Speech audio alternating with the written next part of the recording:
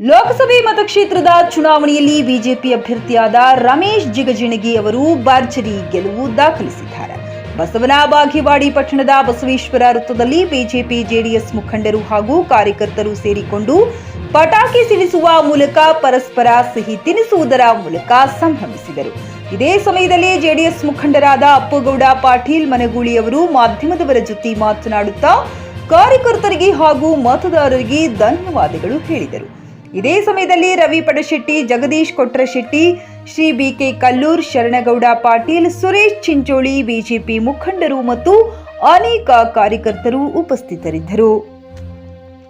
ಸದಾಶಿವ ಮೇಲಿನ ಮನೆ, JK news Kannada, Basavana Bagewadi.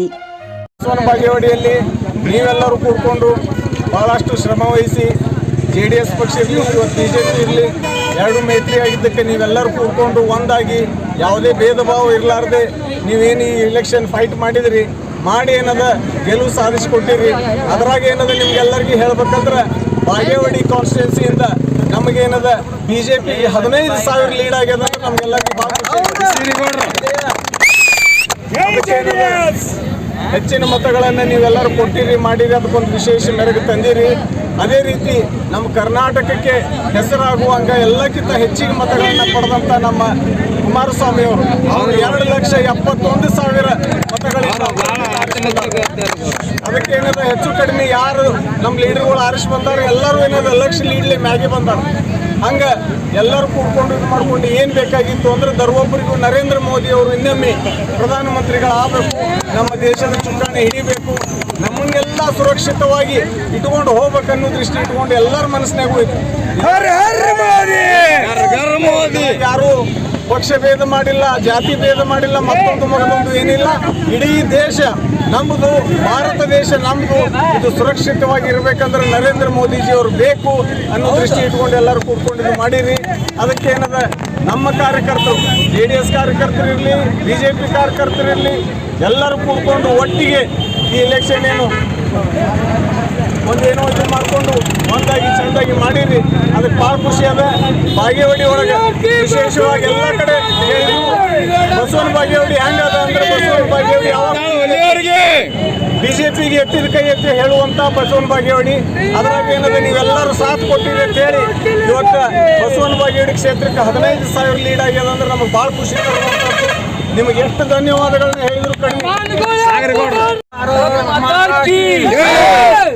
ಇವತ್ತಿನ ದಿನ ಇಡೀ ನಮ್ಮ ಭಾರತ ದೇಶದಲ್ಲಿ ಭಾಳ ವಿಶೇಷವಾದಂಥ ಚುನಾವಣೆ ಇದು. ಇವತ್ತು ಸಾಕಷ್ಟು ಚುನಾವಣೆಗಳನ್ನು ತಾವೆಲ್ಲ ನೋಡಿರಿ. ಗ್ರಾಮ ಪಂಚಾಯತಿ ಇರ್ಬೋದು, ಇವತ್ತು ಮುನ್ಸಿಪಾಲ್ಟಿ ಇರ್ಬೋದು, ಇವತ್ತು ತಾಲೂಕ್ ಪಂಚಾಯತಿ ಮಟ್ಟದೊಳಗೆ ನೀವು ಎಲ್ಲ ಚುನಾವಣೆಗಳನ್ನು ನೋಡಿರಿ. MLA ಎಲೆಕ್ಷನ್ಗಳು ಇರ್ಬೋದು. ಆದರೆ ಇದು ಒಂದು ವಿಶೇಷವಾದಂಥ ಚುನಾವಣೆ. ಭಾರತ ದೇಶದ ಭದ್ರತೆಯ ಒಂದು ವಿಷಯವಾಗಿದ್ದು ಇವತ್ತು ದೇಶದಲ್ಲಿ ಹೆಚ್ಚಿನ ಸಂಖ್ಯೆಯಲ್ಲಿ ನಮ್ಮ ಭಾರತೀಯ ಜನತಾ ಪಕ್ಷದ ಅಭ್ಯರ್ಥಿಗಳು ಇವತ್ತು ಆಯ್ಕೆಯಾಗಿದ್ದಾರೆ. ಅದೇ ತೆರನಾಗಿ ನಮ್ಮ ಭಾರತೀಯ ಜನತಾ ಪಕ್ಷದ ಮತ್ತು JDS ಮೈತ್ರಿಕೂಟದ ಅಭ್ಯರ್ಥಿ ಆದಂಥ ರಮೇಶ್ ಜಿಗಜಿಣಗಿ ಅವರು ಇವತ್ತು ಅತಿ ಹೆಚ್ಚಿನ ಮತದಿಂದ ಅವರು ಆಯ್ಕೆಯಾಗಿದ್ದಾರೆ.